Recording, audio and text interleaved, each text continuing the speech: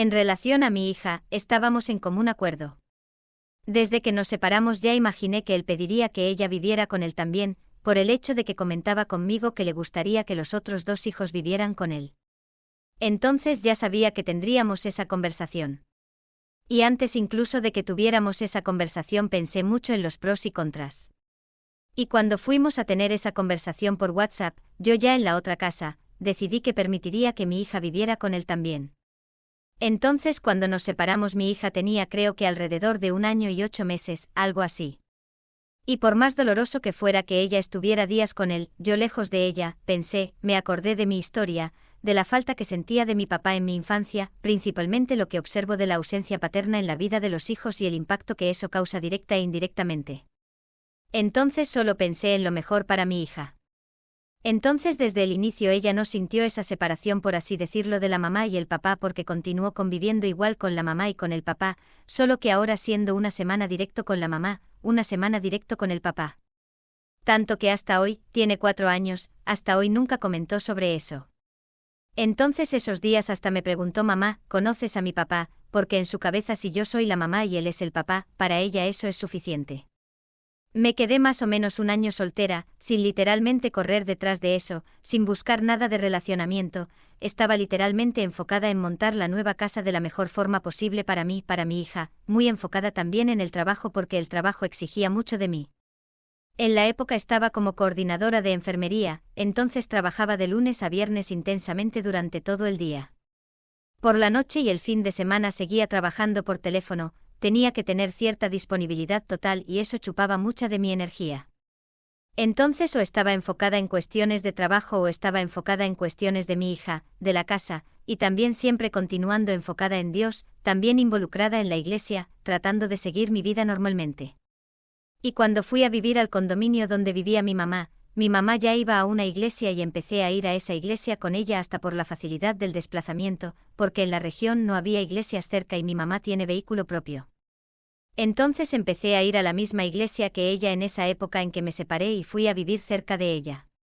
Y pasó 1 año, y más de 1 año en realidad. Y conocí a una persona dentro de esa iglesia, en realidad no en la misma iglesia, es lo que llamamos sede. Entonces hay una iglesia sede y hay las congregaciones que son las iglesias en los barrios. Entonces él era de la sede, entonces había programaciones que reunían a todos en la misma iglesia, en la sede, en otros lugares también. Entonces lo escuchaba a él en esos momentos. Y meses después, creo que 3 meses después, empezamos a conversar. Ya lo había visto en algunos cultos y empezamos a conversar por teléfono y estuvimos más o menos 1 mes conversando. Vimos que teníamos muchas cosas en común. Él también totalmente independiente, ya era vivido por así decirlo. Yo ya venía de un casamiento y ya tenía una hija, ya vivía sola hacía mucho tiempo, ya era digamos independiente emocionalmente, financieramente, en todos los sentidos, sabía lo que quería, lo que no quería, tanto en un relacionamiento como en la vida. Entonces él lo mismo, también ya vivía solo, también tenía un hijo y en la época él no era de la iglesia entonces no había casado pero había convivido 3 años también. Teníamos muchas cosas en común de historial pero también teníamos cosas en común de lo que queríamos para el futuro. Estudiar, trabajar, enfocarnos en las cosas que importaban para nosotros. Y esas cosas espirituales y ministeriales para nosotros también eran importantes. Entonces había ahí el match. La gente habla de match, había compatibilidad. Y en esa conversación empezamos a ver que teníamos esas cosas en común. Y como es costumbre entre los cristianos, específicamente los evangélicos, es común que intentemos de cierta forma ir por el lado racional pero también todo lo que vamos a hacer orarlo, entregarlo a Dios, pedirle a Dios sabiduría. Entonces en el aspecto racional ya sabíamos que habíamos tenido el tal del match, había esa compatibilidad, pero también queríamos esa respuesta digamos en el aspecto espiritual. Y yo particularmente empecé hasta sin que él supiera a orar sobre eso, a buscar en Dios, porque obviamente Dios lo conoce mejor que yo, mejor que él mismo. Y empecé a orar sobre eso, entonces fue un periodo en que hasta me acerqué más porque empecé a hacer más devocional, más oración, más lectura de la Biblia, estaba en ese propósito. Y después compartí con él para que él hiciera lo mismo. Entonces al mismo tiempo que íbamos conversando para irnos conociendo en el sentido de saber cuál era el objetivo uno del otro, porque entre los evangélicos no hay eso de que vayas quedando con las personas. Al menos en teoría no hay eso. Entonces vas realmente conversando, vas conociéndote ahí, y decides si vas a ser novios o no para de hecho durante un tiempo conocer mejor a la persona. Y así se hizo. Pasó un tiempo de que estábamos conversando. ¿Y cómo empezó el noviazgo? En la época en la empresa donde trabajaba había una colega de trabajo que conocía a una chica que oraba y revelaba para las personas. Nunca fui de correr detrás de eso porque sé que no se hace necesario, no hay necesidad. Teológicamente hablando, es lógico que creo, bíblicamente, que Dios sí habla a través de revelaciones de varias formas, la forma de revelación es una de ellas, pero no necesitamos aferrarnos a eso para tomar una decisión. No necesitamos aferrarnos a eso para vivir. No tenemos que andar corriendo detrás de eso. Si pasa, ok, oramos y si es de Dios realmente se va a cumplir. Pero me acordé de esa persona de la que mi colega de trabajo siempre hablaba. Inclusive antes de conocerlo ella me había llamado ya para ir allá. Entonces agarré un aventón con ella y ya había ido, ya había conocido a esa chica que Dios usaba en revelación. Y pensé, bueno, ya estoy hace algún tiempo orando, haciendo ayuno inclusive en relación a esto, saber, que Dios me dé una sabiduría espiritual, una sabiduría más allá de la sabiduría humana. Yo con mucha seriedad decidir si iba a empezar a ser novia o no con él. Nunca nos habíamos besado ni nada de eso. Realmente era una cosa racional, decidir si de hecho iba a iniciar algunos meses de relacionamiento o no, en el caso noviazgo. Y conversé con él, que había esa chica que yo conocía, y propuse que fuéramos cierto día a su casa. Inclusive fue la primera vez que salimos los dos juntos, solos. Fue ese día, fue para ir a la casa de esa chica. Entonces llegando allá esa chica no sabía que yo iba a llevar a él. No sabía si yo era soltera, si era casada, si tenía novio. No sabía quién era él. Entonces nos recibió y llegando allá básicamente resumiendo ella dio una revelación como si fuéramos una pareja. Entonces de ahí entendimos que está bien relacionarnos.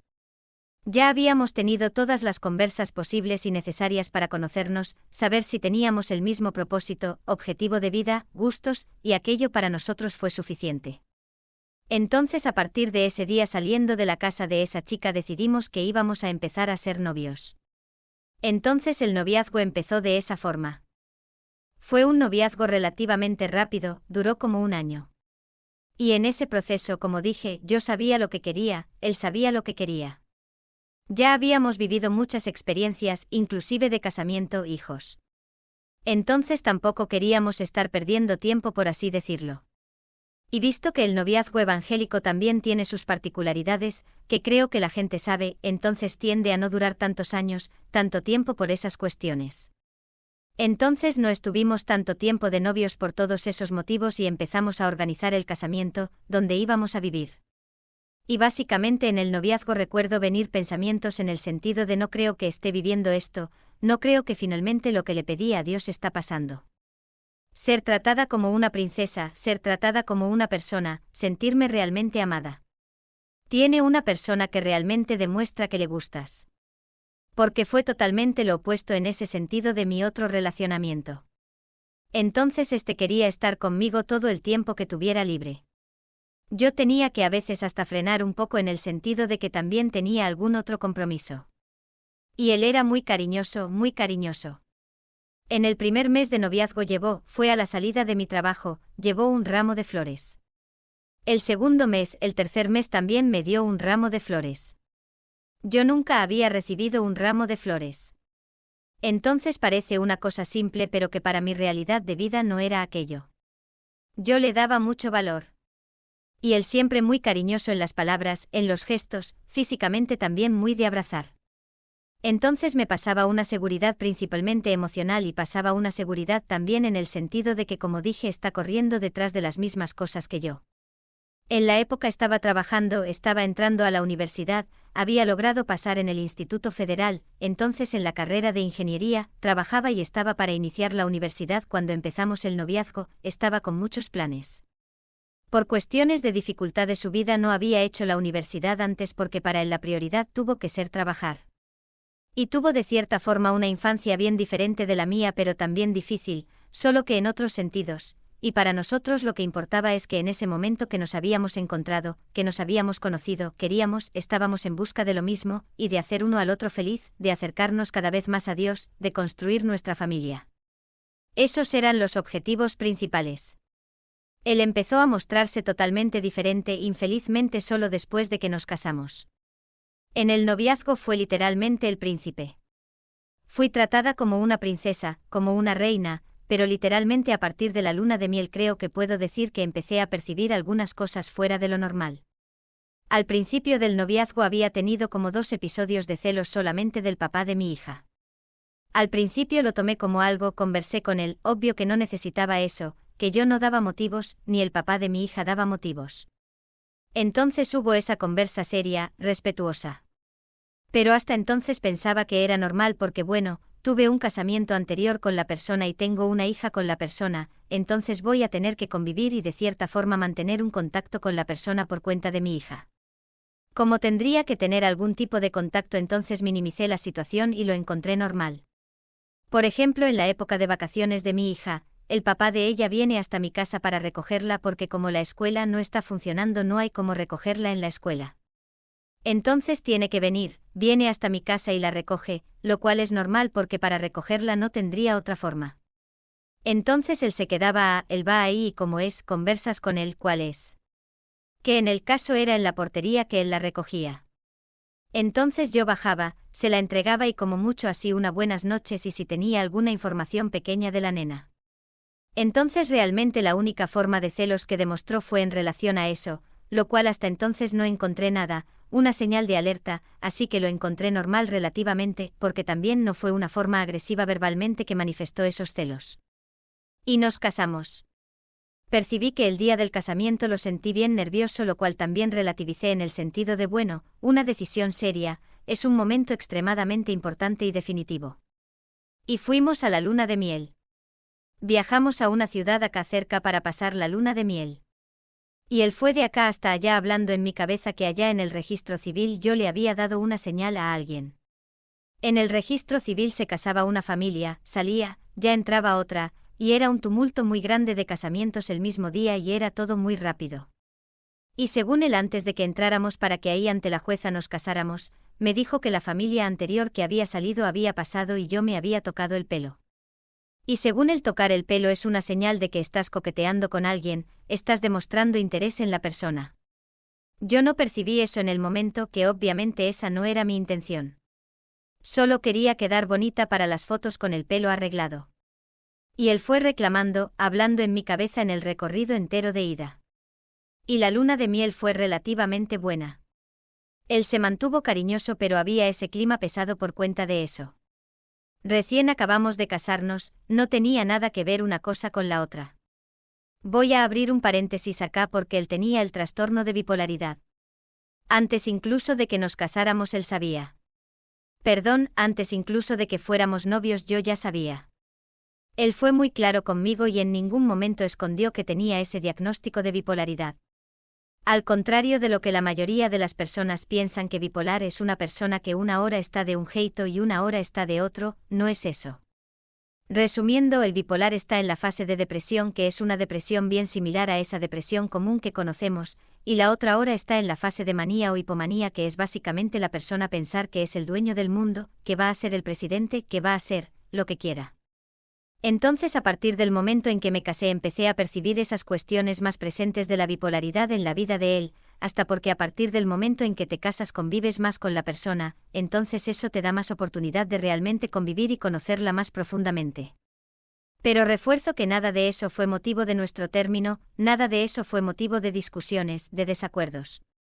Solo estoy abriendo este paréntesis porque en el inicio para mí fue todo muy confuso.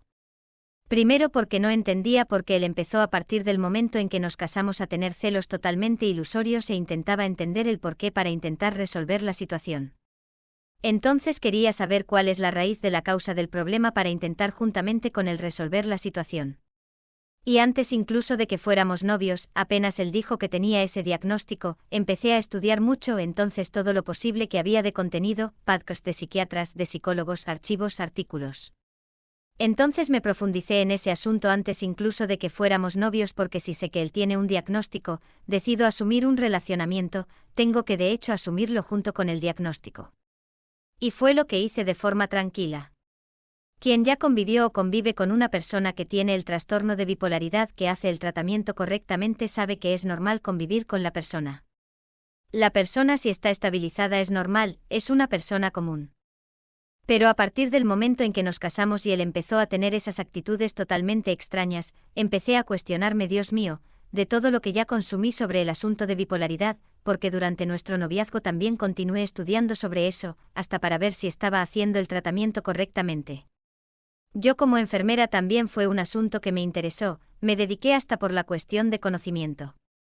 Y empecé a percibir que nada de lo que ya había consumido de contenido sobre bipolaridad, nada hablaba sobre celos.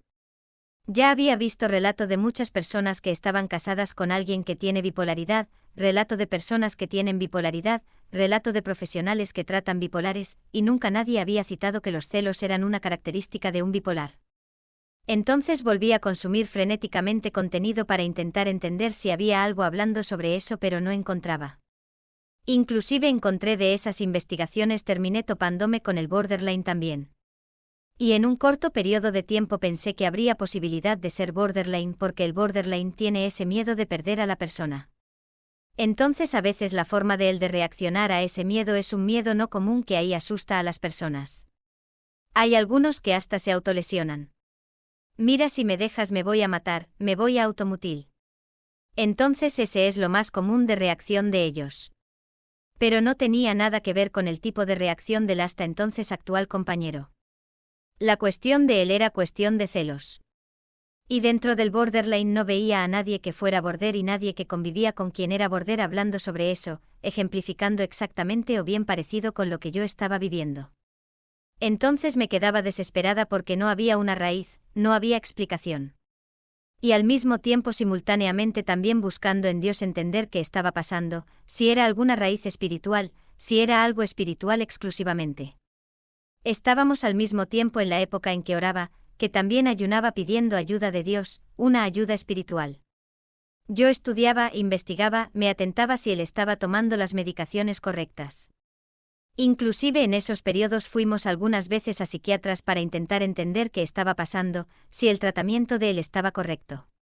Y no, infelizmente creo que los psiquiatras no tuvieron una sensibilidad de profundizarse en la historia e intentar entender.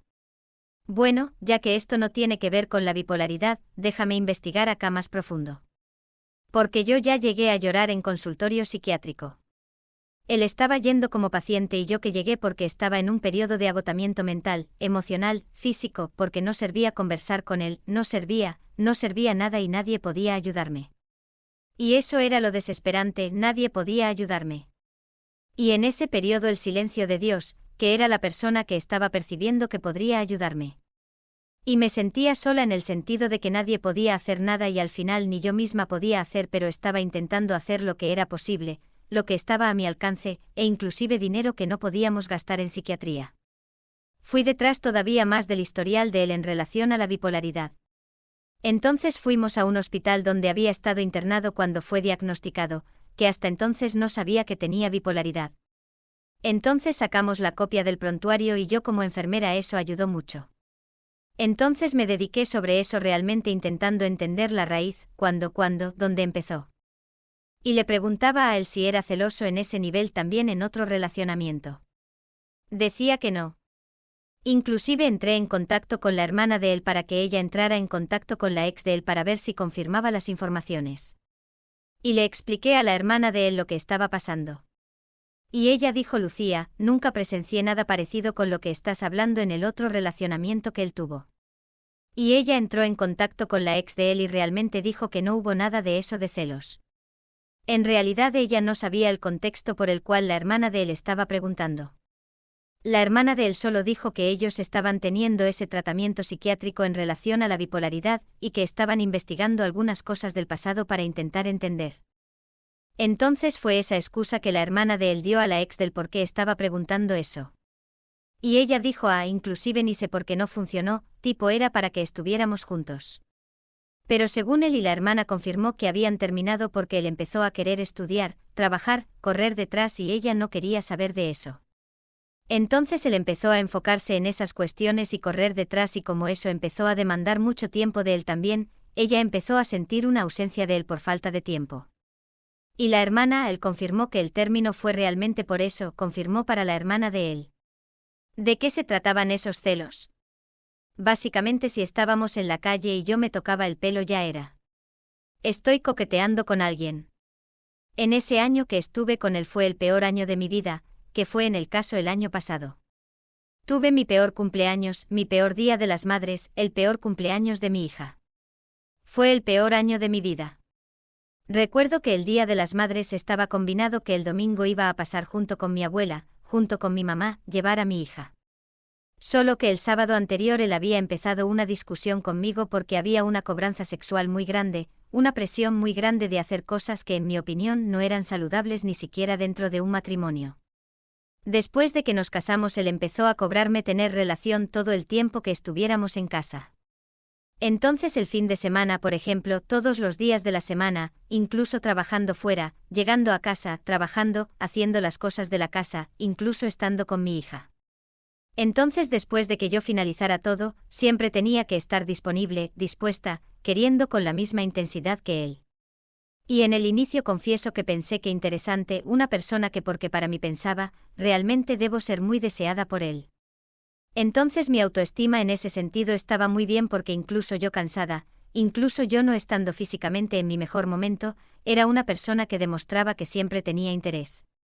Entonces al principio tuve ese sentimiento, pero después empecé a conversar con él que no era normal esa cobranza toda, no era saludable, no me estaba haciendo bien, porque él no entendía. Un día que yo no estuviera, por más que explicara el por qué, él siempre lo llevaba al lado de que yo no lo quería, que dentro de un matrimonio tiene que ser sí, es normal si todos los días. Le dije basta con que busques en internet y veas cuál es el promedio de los casados, de la frecuencia sexual semanal de las personas que tienen un relacionamiento, un compromiso. No es todos los días. Humanamente hay días que realmente es complicado. Y conversaba con él y él no se mostraba empático, incluso sabiendo de mis dificultades con el trabajo. Él me ayudaba cuando le pedía, no era de iniciativa propia, pero cada vez que le pedía para que me ayudara con las cosas de la casa él prontamente iba y lo hacía. Creo que era para acabar rápido y que yo tuviera más tiempo disponible para él. Y al principio quedé confusa al mismo tiempo que tenía un sentimiento de wow me desea, me sentía deseada, querida, amada, pero al mismo tiempo muy presionada. Y él también hacía una presión psicológica en el sentido de que pero estoy seguro de que con tu ex era todos los días. Estoy seguro de que con tu ex te quedabas hasta la madrugada incluso día de semana teniendo relación con él. Pero estoy seguro de que esto o aquello ya lo hiciste con él. Y yo conversaba con él, mira no, nunca hice eso porque cansancio. Por ejemplo un día de semana te quedas hasta la madrugada y al día siguiente vas a trabajar como si hubieras tenido una noche de sueño reparador. E incluso el fin de semana quería quedarse el día entero, decía el próximo sábado vamos a quedarnos el día entero. Entonces la programación de él era esa.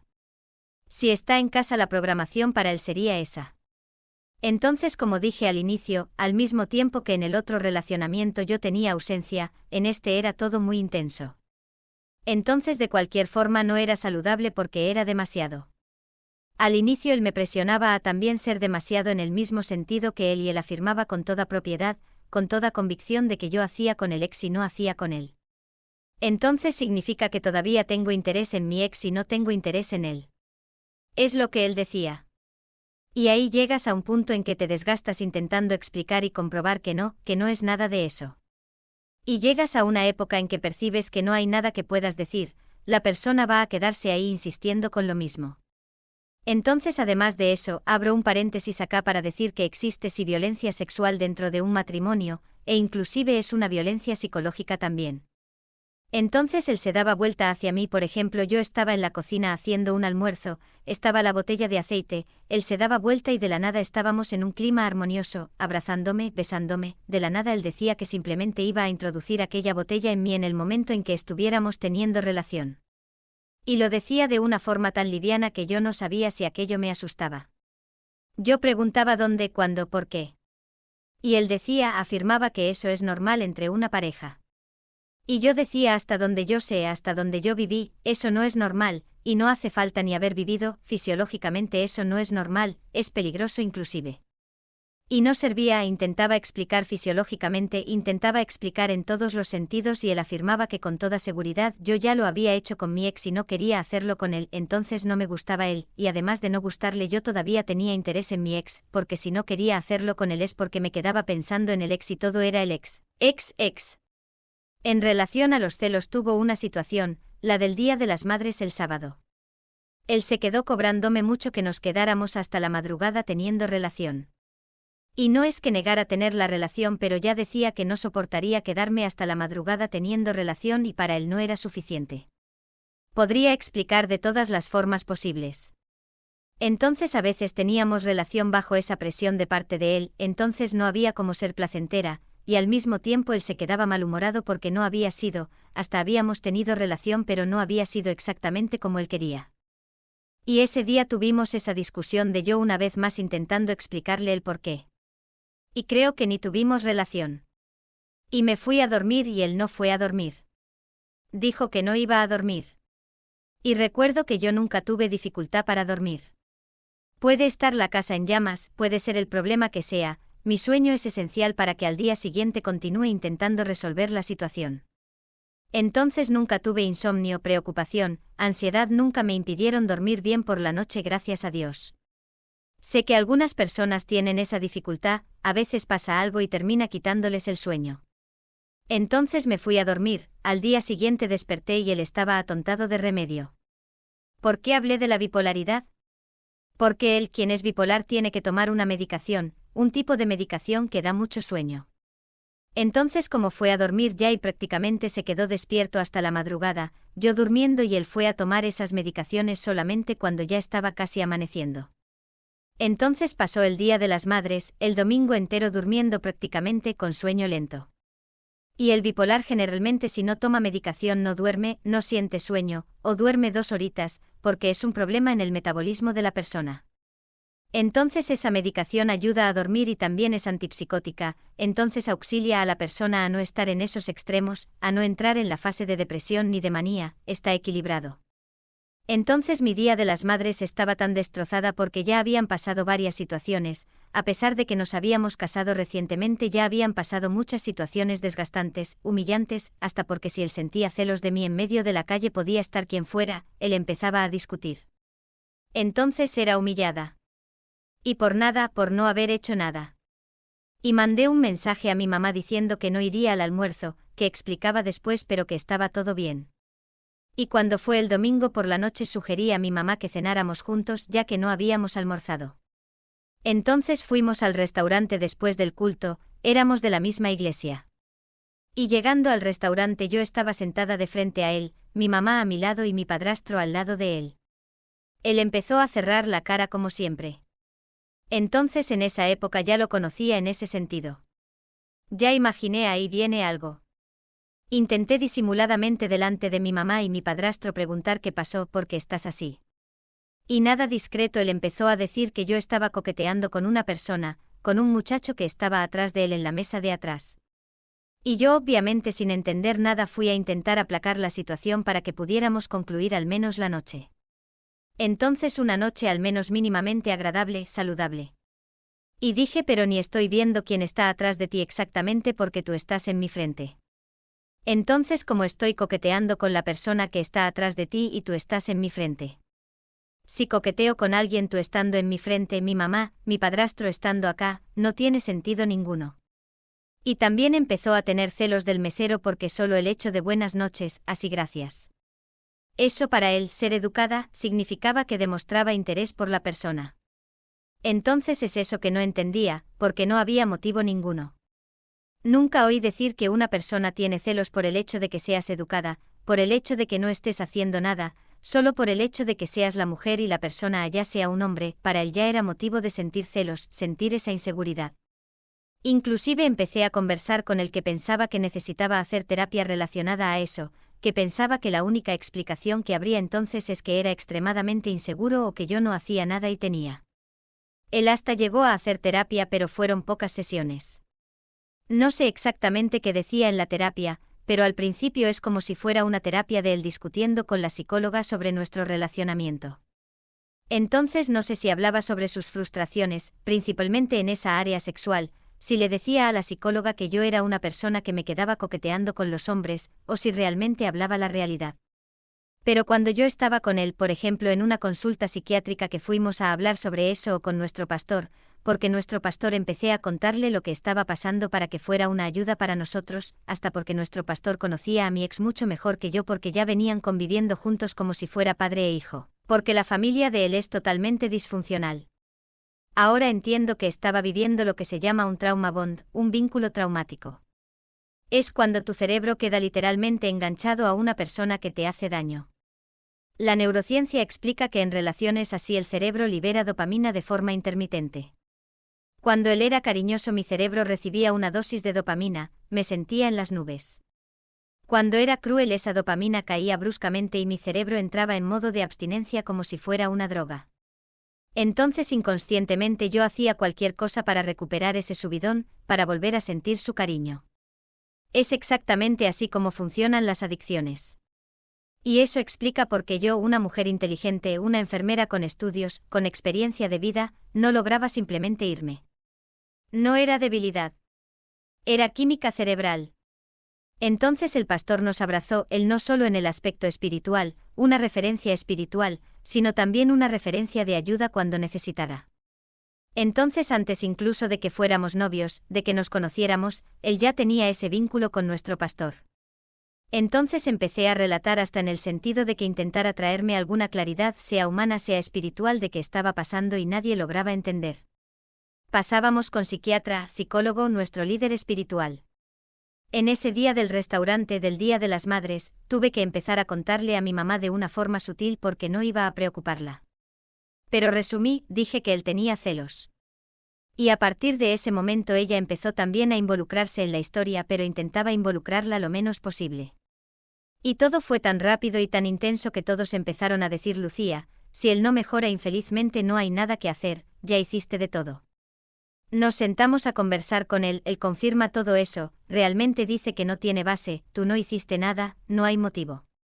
Y dice que va a cambiar, dice que se arrepintió, pero a veces el mismo día agarra y hace lo mismo. Entonces ya había estudiado sobre narcisismo, solo que en ese momento en que todavía estaba con él no lo veía como un narcisista, porque hasta donde no tenía conocimiento el narcisista no tiene empatía por la persona y no se arrepiente. Solo que él decía que se arrepentía, él venía llorando desesperadamente, copiosamente, porque era un llanto de lo profundo del alma, porque no había explicación de que yo estuviera pasando por todo aquello. Además de que nadie merece estar pasando por todo aquello, no había base ninguna. Y aún así intentaba dar mi mejor. Intentaba ayudarlo como ser humano, como esposa, como compañera. Intenté diversas veces juntar dinero para dar 2.000 pesos en una consulta con psiquiatra que es referencia en el país en bipolaridad, pero únicamente por falta de ese recurso financiero no logramos.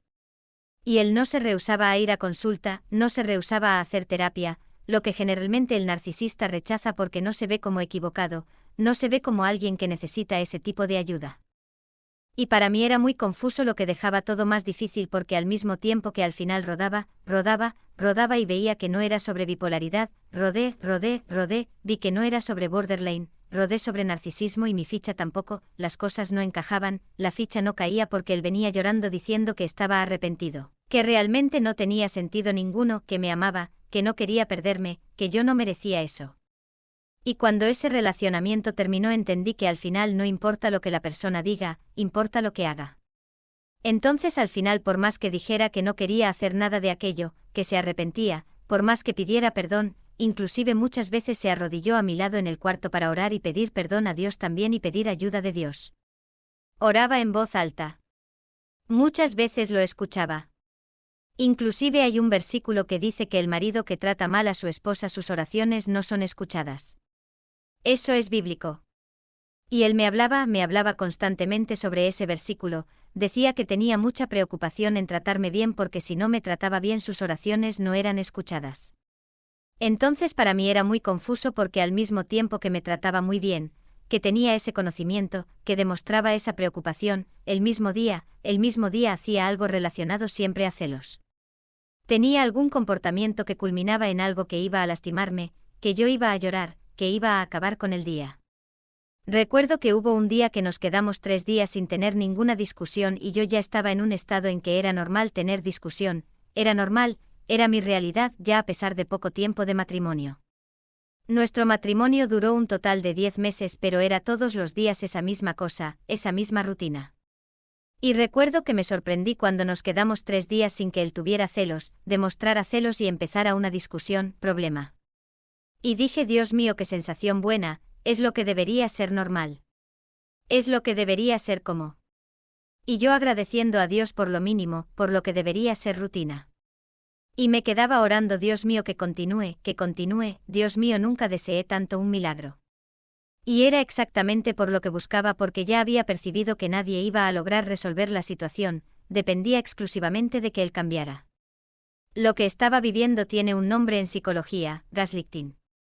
Es una forma de manipulación donde la persona te hace dudar de tu propia realidad, de tu propia percepción. Él me acusaba de cosas que nunca hice, me decía que yo estaba loca, que inventaba cosas, que exageraba. Y después de tanto escuchar eso empiezas a dudar. Empiezas a pensar, tal vez si estoy loca, tal vez si estoy exagerando. Pero no. Yo no estaba loca.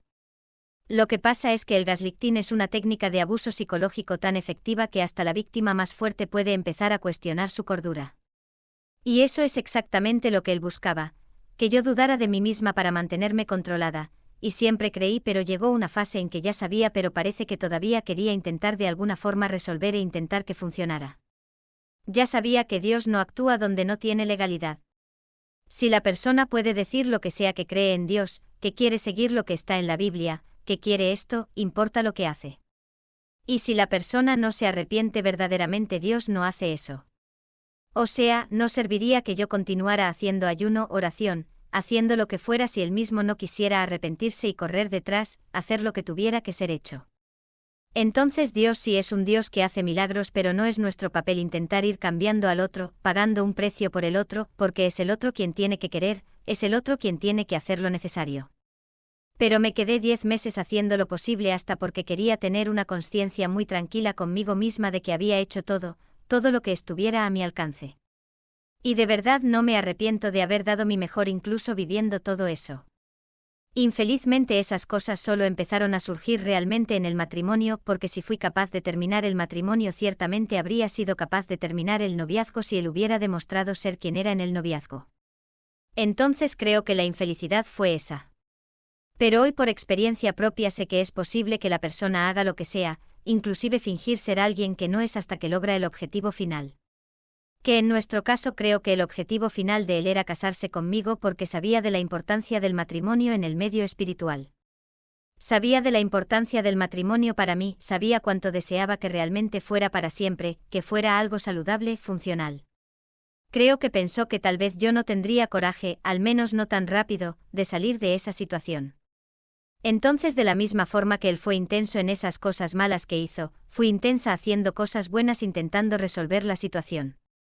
Pero cuando entendí que no servía, no servía. Ahí también usé de la misma intensidad para terminar simplemente. Esto que viví tiene un nombre en la psicología, el ciclo de la violencia. Primero viene la fase de tensión donde todo empieza a ponerse tenso, tú sientes que algo malo va a pasar. Después viene la fase de explosión, que es cuando pasa el episodio violento, en mi caso los celos, las acusaciones, las humillaciones. Después viene la fase de reconciliación, la famosa luna de miel, donde él pedía perdón, lloraba, prometía cambiar, era cariñoso de nuevo. Y yo quería creer. Y finalmente viene la fase de calma donde parece que todo está bien hasta que vuelve a empezar. Y el ciclo se repite. Una y otra vez. Y cada vez el ciclo se hace más corto y más intenso. Eso es un patrón clásico de abuso emocional que está documentado en miles de estudios. No era algo que yo estaba inventando.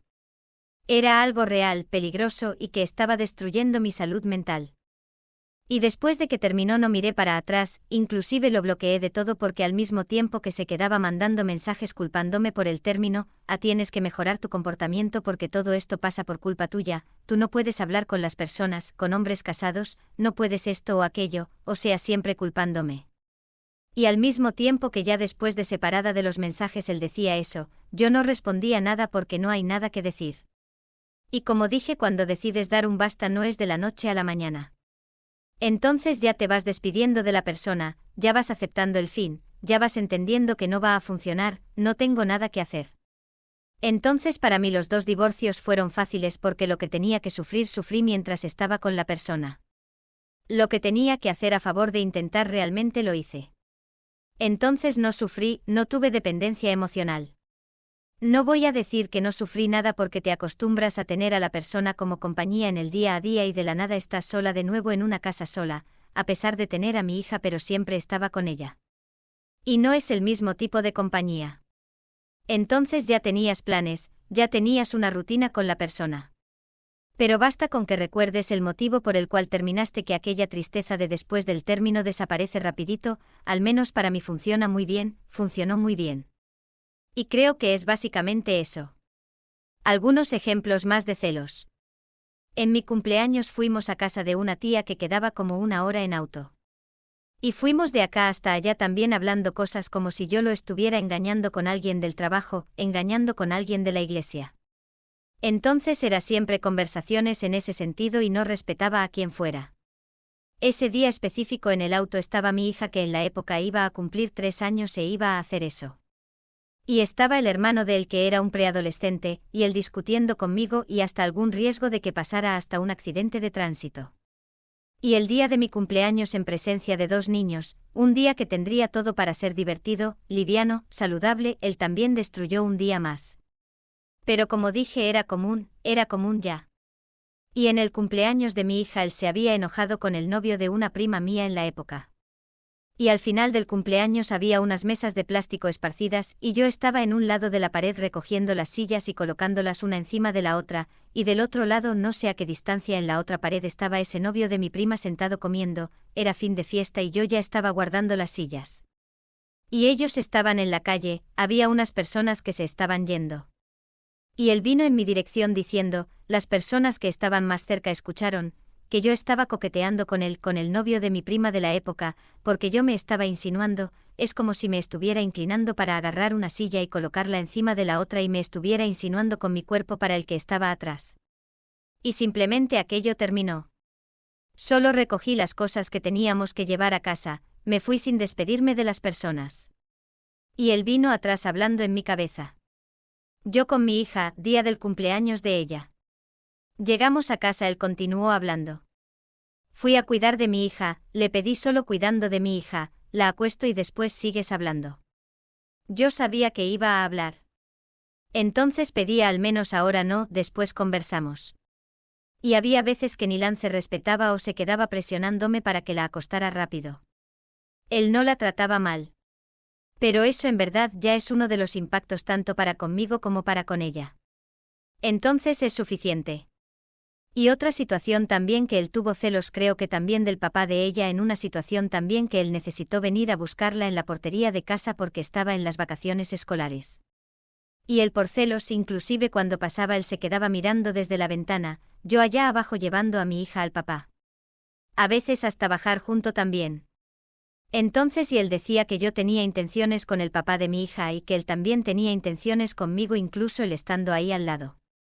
Entonces para mí uno de los picos fue cuando él se dio vuelta hacia mí fríamente, tranquilamente. Él no era de ni alterar la voz cuando estaba discutiendo. Se dio vuelta hacia mí y dijo que mi hija quedaría sin papá y sin mamá si él agarraba algo entre nosotros, si sabía de alguna traición entre nosotros dos, mi hija quedaría sin papá y sin mamá. Dijo eso 2 veces en 2 momentos diferentes, 2 días diferentes. El primer día me quedé en shock al punto de no decir nada, no dar ninguna respuesta. Y en el otro momento después de ese primer día me quedé pensando una vez más, intentando aplacar la situación. Bueno, realmente quedé preocupada en el sentido principalmente de mi hija, pero intenté minimizar pensando, bueno, él nunca va a tener pruebas porque no soy capaz de traicionarlo ni a nadie. No fui capaz de traicionar a quien me traicionó de varias formas con varias personas. No tengo interés en hacer eso con nadie. Si decido estar con la persona es con la persona que voy a estar. Entonces para mí no tiene sentido. Si no quiero estar con la persona, si quiero estar con otra puedo terminar el relacionamiento. Para mí es muy simple, es matemática básica. Entonces pensaba, bueno, no corro el riesgo de ser asesinada y mi hija no corre el riesgo de quedarse sin mamá porque no voy a hacer eso con él. Y en eso me calmé, por así decirlo, porque me quedé creo que la semana entera pensando sobre eso, sobre esa frase. Y hubo otra situación en que dijo eso allá adelante. Y no estoy contando en orden cronológico. Entonces las cosas iban pasando. Como dije, ya llegué a una fase en que ya había entendido que eso no iba a ir hacia adelante el relacionamiento. Y hasta que llegó un día en que decidí dar un basta, nos divorciamos. Solo para finalizar los ejemplos de celos, él tenía celos también de todos los hombres de la iglesia. Bastaba con que supieran tocar un instrumento, saber cantar, saber predicar. Tener algún don, algún talento, principalmente algo que él no tenía porque él no sabía cantar y no tenía un don, el talento. Tampoco corría detrás de aprender.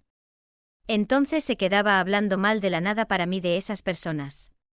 Tenía que ser hombre, tipo si fuera una mujer que sabía cantar, tocar, él no decía nada, pero si yo fuera hombre se quedaba en mi cabeza en casa hablando mal de la persona. Fulano no sé qué.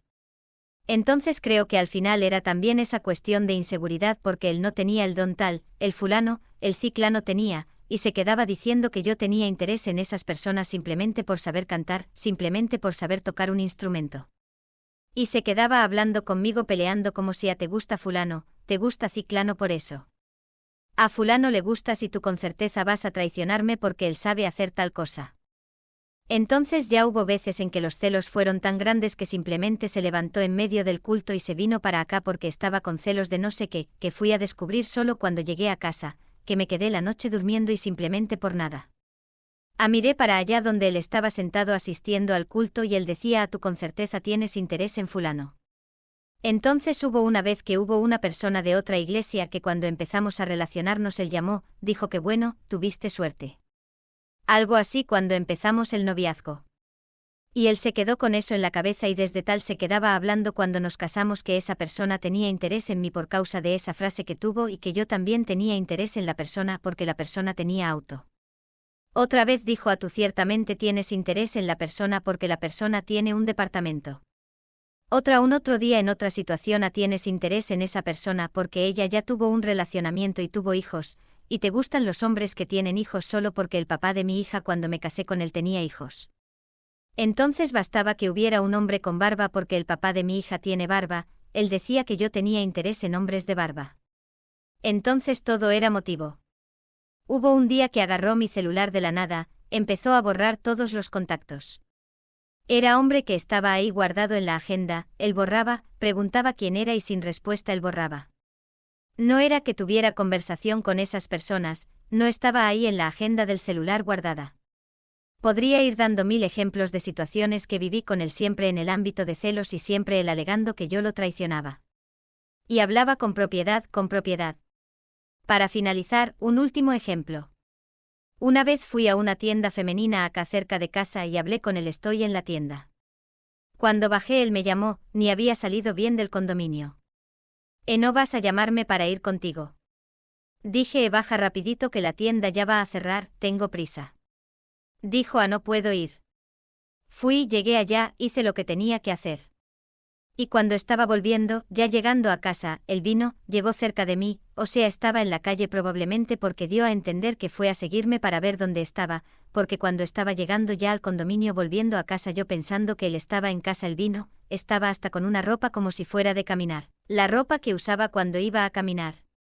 Y dijo que había bajado para dar una caminata pero llegó exactamente cuando yo llegué. Y ahí en medio de la calle empezó una discusión conmigo. Te demoraste tipo media hora, te demoraste y no sé qué. Dije mira ya gasté la energía de explicar, mira la tienda tiene cámara, si quieres solo vas allá solicitas las imágenes que comprueban que yo estaba allá, es el horario que llegué, el horario que salí. Tengo el contacto acá del rostro de la tienda, si quieres llamas preguntando si yo estaba allá realmente. Entonces no servía, incluso yo diciendo todo eso él continuaba la discusión. Y dijo si cuando estabas pasando no sé en la calle tal vi que fulano de tal pasó con tal familia que era de la iglesia. Había una familia de la iglesia, marido, mujer e hija que estaban llevando a un visitante. El muchacho estaba visitando conocido, era amigo de la familia. Y él dijo que vio a esas 4 personas caminando, paseando allá en la calle. Yo ni los vi. Y dijo: vi a fulano de tal, tú no estabas con ellos, caminando con ellos porque acabo de verlos pasando ahí en la calle. Dije que... O sea, entonces él pensaba que ese muchacho que estaba visitando la iglesia, que yo también estaba interesada en él y que no bastaba eso, que yo estaba saliendo con él y con esa familia de la iglesia que sabe que yo soy casada, que en la época era casada. Entonces nada de lo que decía tenía sentido ninguno, todo iba allá y probaba que no tenía sentido ninguno, pero no era suficiente. Entonces solo después de que de hecho terminé el relacionamiento que entendí que sí, él es narcisista.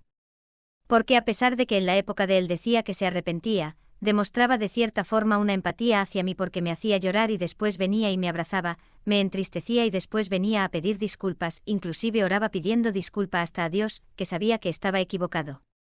Entonces al final de cuentas no tuvo arrepentimiento porque hasta el último día era una historia que se repetía. Los estudios sobre narcisismo, incluyendo el Manual Diagnóstico y Estadístico de los Trastornos Mentales, el DSM-5, hablan de algo llamado los rasgos narcisistas encubiertos. No todos los narcisistas son arrogantes y obvios. Algunos como él son encubiertos. Parecen humildes, parecen religiosos, hasta lloran y piden perdón. Pero todo es manipulación. El verdadero narcisista encubierto usa la vulnerabilidad como arma. Llora para que tú sientas lástima. Se arrodilla para que tú pienses que está cambiando. Pero sus acciones nunca cambian. Y esa es la clave. Las palabras mienten, las lágrimas mienten, las promesas mienten. Solo las acciones dicen la verdad. Y sus acciones me decían todos los días que él no iba a cambiar nunca. Y no podía aparecer con un moretón en el cuerpo de golpearme en cualquier lugar, lo cual es común, que él decía que ese moretón fue proveniente de alguna salida que tuve con algún hombre y que el hombre me agarró ahí en la hora de la relación sexual y dejó ese moretón. Hoy estoy bien. Pasé por las fases del duelo, ya pasé por la fase de aceptación.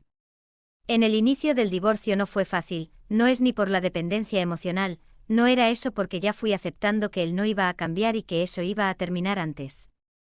Entonces cuando nos divorciamos no fue difícil para mí en ese sentido de no convivir con él en el día a día porque a pesar de todo lo malo que hizo también tenía sus cualidades. Al fin el narcisista es seductor.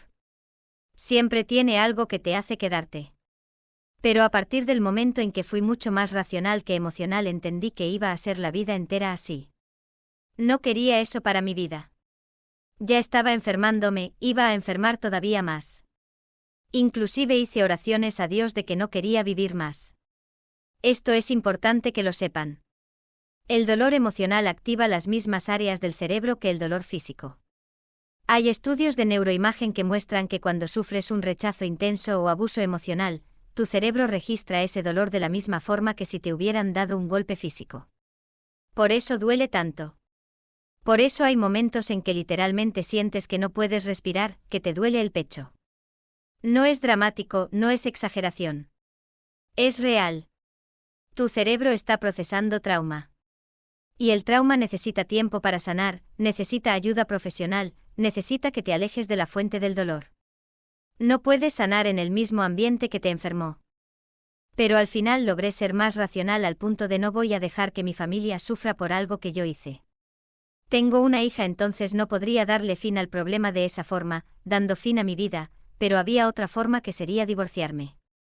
Pero no fue fácil como el primer divorcio por el hecho de cargar ese historial.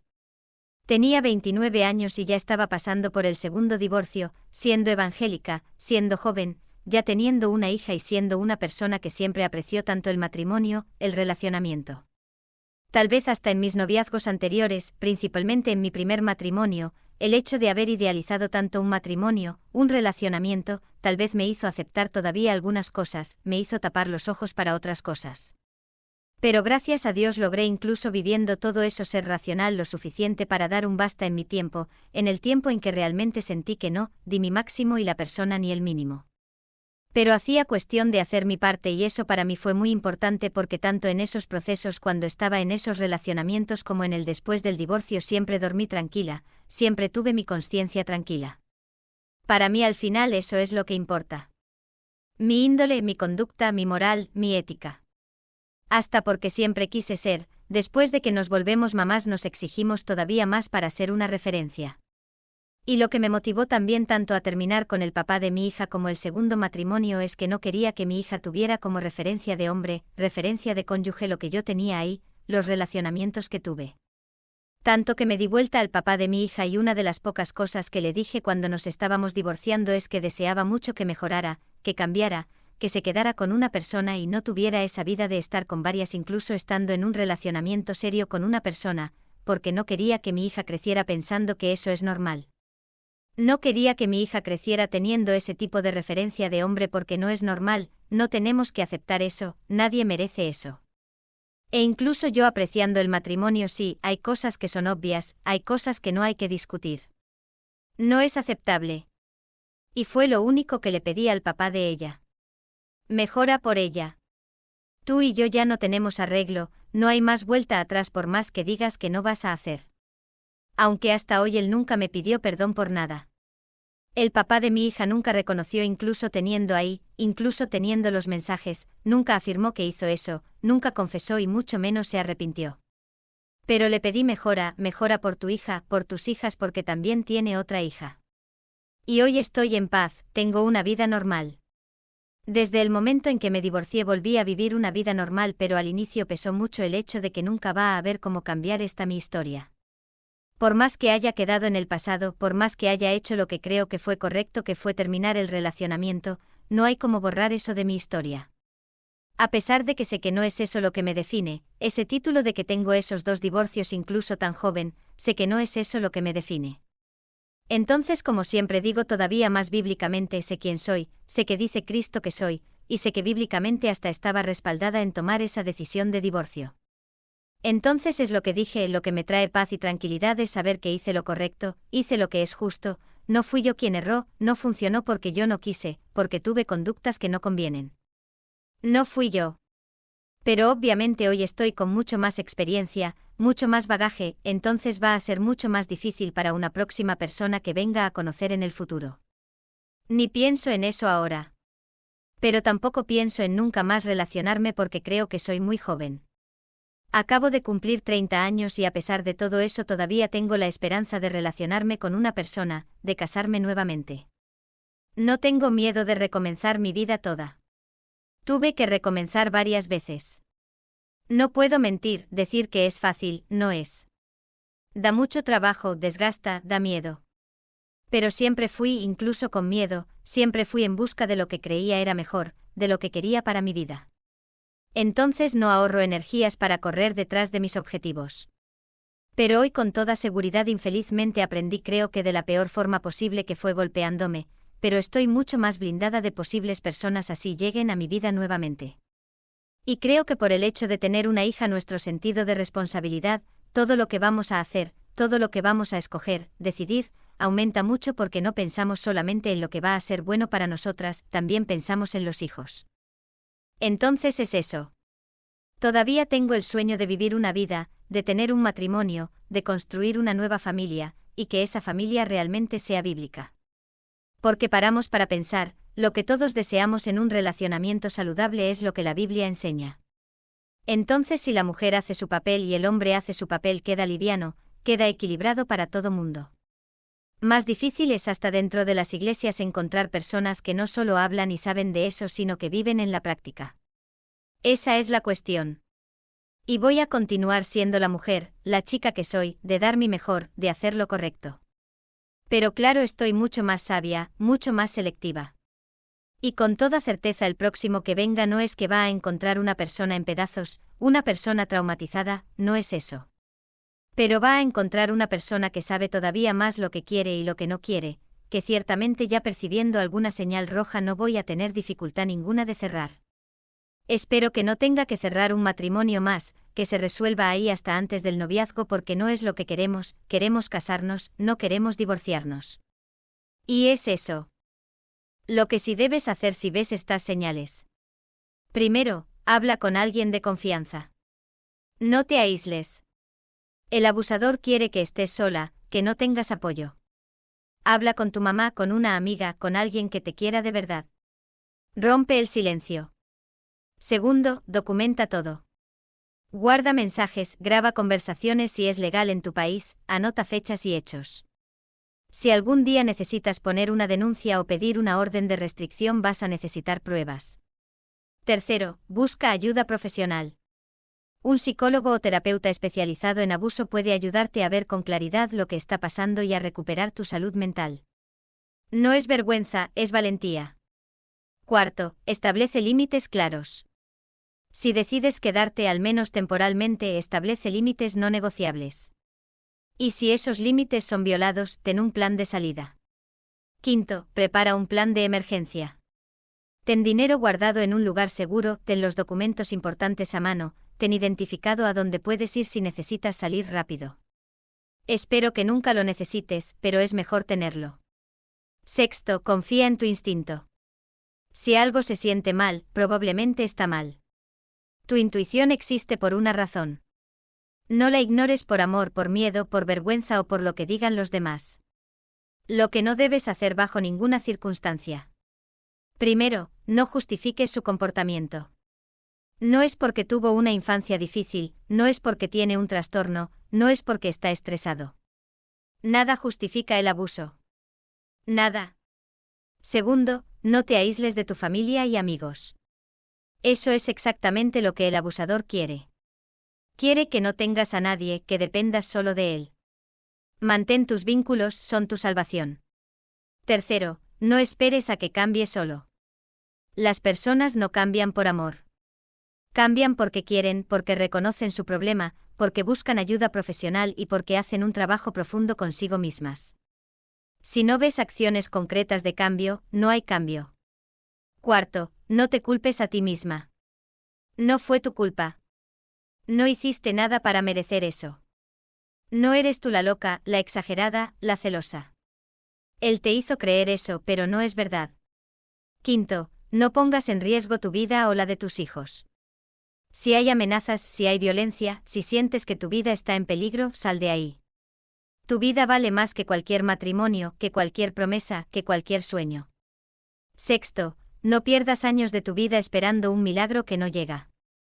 Yo perdí casi un año completo, el peor año de mi vida. Tú no tienes que perder ni un día más. Hoy quiero que sepas algo muy importante. Si estás pasando por algo parecido, si te identificaste con mi historia, quiero que entiendas que no estás sola. Somos miles, millones de mujeres que hemos pasado por esto. Y no es vergüenza. La vergüenza la tiene el abusador, no la víctima. Yo salí. Yo me recuperé. Mi cerebro se sanó. Dejé de vivir en ese estado constante de alerta, de miedo, de caminar sobre cáscaras de huevo. Volví a dormir tranquila. Volví a sonreír de verdad. Volví a ser yo. Y tú también puedes. El trauma bond se puede romper. La dependencia emocional se puede superar. El dolor emocional sana. Pero para sanar tienes que alejarte de quien te daña. No puedes curar una herida si sigues en contacto con el cuchillo que te la causó. Hoy soy una mujer diferente. Más fuerte, más sabia, más selectiva. Sé exactamente que no voy a tolerar nunca más. Sé reconocer las señales de alerta desde el primer momento. Y tú también puedes aprender. Puedes protegerte. Puedes salir. Puedes rehacer tu vida. Yo soy la prueba viviente de que se puede. Si estás en una relación tóxica, si sientes que algo no está bien, si tu felicidad desapareció, si vives con miedo o caminando en cáscaras de huevo, por favor, busca ayuda. No esperes a tocar fondo. No esperes a que sea demasiado tarde. Tu vida importa. Tu salud mental importa. Tu hija o tus hijos merecen verte feliz, no destruida. Y si ya saliste, si ya te divorciaste, si ya cerraste ese capítulo, quiero que sepas que hiciste lo correcto. No importa lo que diga la gente, no importa lo que diga la iglesia, no importa cuántos divorcios lleves. Lo que importa es que elegiste tu salud mental, elegiste tu vida, elegiste tu paz. Y eso es lo más valiente que pudiste haber hecho. La recuperación es posible. La felicidad es posible. El amor sano es posible. Yo lo viví en carne propia. Pasé del infierno a la paz. Y si yo pude, tú también puedes. No estás sola. Nunca estuviste sola. Y nunca estarás sola. Gracias por escuchar mi historia. Gracias por estar acá. Y si mi historia puede ayudar aunque sea a una sola persona a abrir los ojos, a salir de una relación tóxica, a salvarse, entonces todo lo que viví habrá valido la pena. Cuídate mucho. Valórate mucho. Y recuerda siempre, mereces ser amada de verdad, con respeto, con cariño, con transparencia. No con celos, no con control, no con miedo. Mereces paz. Mereces felicidad. Mereces amor de verdad. Y ese amor existe. Yo sé que existe porque ahora sé exactamente cómo se ve el amor falso. Y cuando conozcas el amor falso, reconoces el amor verdadero en un segundo. Un abrazo enorme para ti que me escuchaste hasta acá. Que Dios te bendiga, te proteja y te dé la fuerza que necesitas para hacer lo que tengas que hacer. Hasta siempre.